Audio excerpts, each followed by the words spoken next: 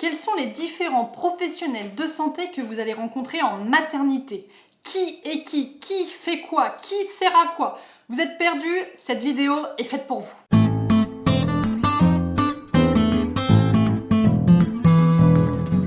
Bonjour à tous et bienvenue pour cette nouvelle vidéo sur la chaîne Sage-Femme, mais pas que. Aujourd'hui, on va voir les différents professionnels soignants que vous allez rencontrer à la maternité, que ce soit en clinique ou à l'hôpital. C'est parti! Tout d'abord, j'aimerais juste te rappeler qu'il n'y a pas d'ordre de préférence ou d'ordre défini. Je cite les gens un petit peu comme je le pense. Donc voilà, ne soyez pas vexés si vous êtes cités dans la fin ou dans les derniers ou alors dans les premiers. Enfin voilà, ne soyez pas vexés, surtout c'est juste un pur hasard. Alors déjà, il faut savoir qu'il y a 3 grands pôles. Obstétrique, anesthésie, pédiatrie.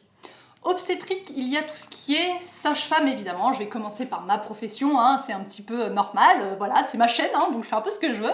Donc voilà, donc les sages-femmes, où est-ce que vous allez les rencontrer? Alors finalement, un petit peu partout, c'est-à-dire tout ce qui est consultation gynécologique, tout ce qui est consultation obstétricale en prénatal, en anténatal ou carrément en préconceptionnel, donc avant la conception. Tout ce qui est orthogénie, tout ce qui est IVG, interruption volontaire de grossesse, tout ce qui est PMA, donc procréation médicalement assistée, tout ce qui est consultation prénatale, tout ce qui est consultation de préparation à la naissance, consultation de sexologie, tabacologie, acupuncture, etc., etc.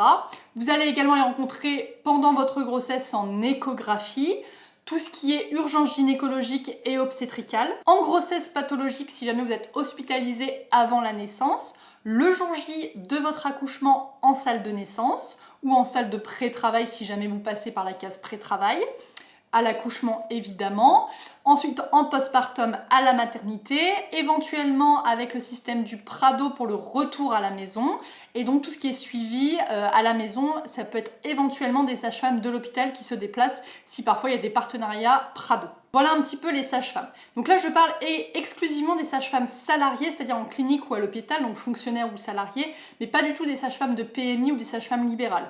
Là les PMI et les libérales font d'autres professions, mais ça j'ai fait une vidéo sur les sages-femmes, n'hésitez pas à aller la voir si cela vous intéresse sur la profession des sages-femmes. Également, en obstétrique, vous allez rencontrer tout ce qui est AS, AP ou AME. Ça dépend un petit peu comment on les appelle. Donc c'est les auxiliaires de puériculture, les aides-soignantes, ou je pense AME, c'est les auxiliaires médicales d'État. Bon, je sais pas trop, mais en gros, c'est les auxiliaires. Elles sont hyper utiles, elles ont un rôle ultra important qui est d'accompagner les mamans, que ce soit pendant l'allaitement, l'accompagnement à l'allaitement, justement la relation mère-enfant, etc.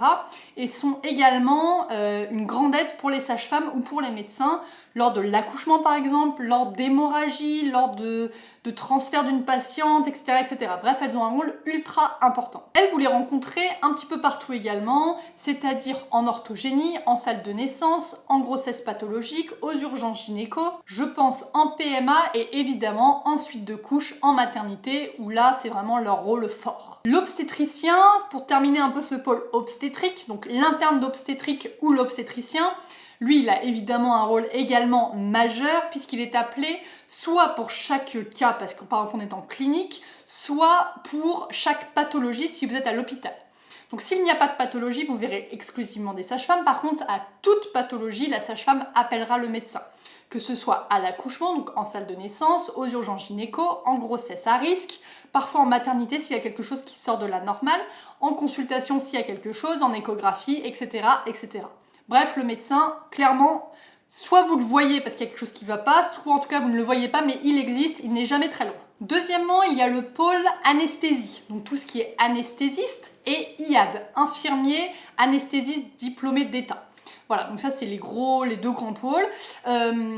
L'anesthésiste, il sera appelé pour chaque péridurale, et si jamais il y a une hémorragie ou une grosse prise en charge du point de vue anesthésique, là il sera également appelé. L'IAD, donc l'infirmier anesthésiste, là il ne sera pas forcément appelé en systématique. Pour les césariennes, souvent dans les hôpitaux ou les cliniques, il y en a un, mais pas en systématique. Mais souvent en tout cas, il est appelé en cas de césarienne et en cas d'hémorragie. Parfois pour la pose de péridurale, selon les lieux où vous accouchez, c'est lui qui la pose avec l'anesthésiste, soit c'est la sage-femme qui la pose avec l'anesthésiste, ça dépend un petit peu des lieux. Donc vous ne le voyez pas forcément en systématique non plus. Le troisième grand pôle, c'est la pédiatrie, avec les pédiatres et les infirmières puéricultrices. Donc les pédiatres, ils sont appelés en salle de naissance si jamais il y a un problème avec votre bébé, ou alors vous le voyez d'un point de vue systématique en maternité pour refaire le point justement sur votre bébé. Et les infirmières puéricultrices, ça dépend vraiment des structures. Soit c'est elles qui assurent les soins du coup en maternité pour votre bébé, soit c'est plutôt les sages-femmes, ça dépend un petit peu comment on s'organise. En tout cas, les puéricultrices ou les infirmières qui sont en tout cas spécialisées en puériculture, donc parfois elles n'ont pas forcément le diplôme, mais en tout cas souvent elles ont quand même une grande connaissance dans tout ce qui est bébé, etc. Elles sont en néonatologie, aux soins intensifs pédiatriques et en réanimation néonatale. Ça clairement, ce seront elles que vous verrez. Voilà pour les 3 grands pôles. Il existe un autre pôle un peu où en fait il y a tous les autres professionnels finalement qui vont être là et qui vont vous aider. Il y a par exemple les IBOD. Les IBOD, c'est quoi? C'est des infirmières de bloc, donc infirmières de bloc diplômées d'État, qui seront également là si jamais il y a des césariennes programmées, voire parfois s'il y a des césariennes en urgence. Ça dépend un petit peu également des maternités et des hôpitaux et des cliniques, mais voilà, souvent les IBOD sont là pour les césariennes. Il y a parfois également des brancardiers. Les brancardiers, c'est pas de nouveau pas dans tous les hôpitaux, mais également parfois pour les grosses structures, donc quand il y a par exemple 4000 naissances, etc., c'est trop compliqué pour les sages-femmes ou les auxiliaires de se détacher. Donc souvent, c'est les brancardiers qui sont appelés et qui vous emmènent entre chaque service pour justement vous prendre en charge et que vous soyez amené le plus rapidement possible là où vous êtes attendu. Il y a également les ASH, donc c'est les dames qui sont là pour... Enfin souvent c'est des dames, après ça peut être des messieurs, hein, mais souvent c'est des dames qui sont là justement pour tout ce qui est ménage, repas, servir, être sûr que voilà vous ayez...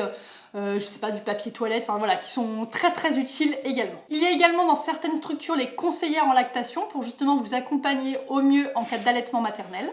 Et enfin, parfois, il y a également des infirmières en maternité pour s'occuper des mamans, si, soit par exemple parce que c'est l'organisation du service, soit parce qu'il n'y a pas assez de sages-femmes. Comme vous le savez, on est en pénurie de sages-femmes, donc c'est compliqué. Donc parfois, les infirmières essayent de prendre un peu le relais, même si c'est pas du tout la même chose, mais au moins, il y a un professionnel de santé. Voilà, on voit un petit peu.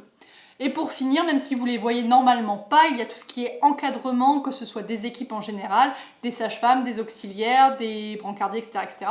Bref, il y a les cadres ou les encadrantes qui gèrent un petit peu tout ce monde, les plannings, le matériel, etc. Voilà, ça vous permet quand même d'avoir un peu une idée de qui est qui, de qui vous risquez de rencontrer. Ça permet un peu de mettre des têtes sur des métiers, sur des informations que vous avez reçues. Voilà, moi je trouvais que c'était intéressant. N'hésitez pas en tout cas à me le dire en commentaire, n'hésitez pas aussi à me laisser un petit pouce, à m'encourager. Et puis moi je vous dis à très bientôt pour une prochaine vidéo. Au revoir!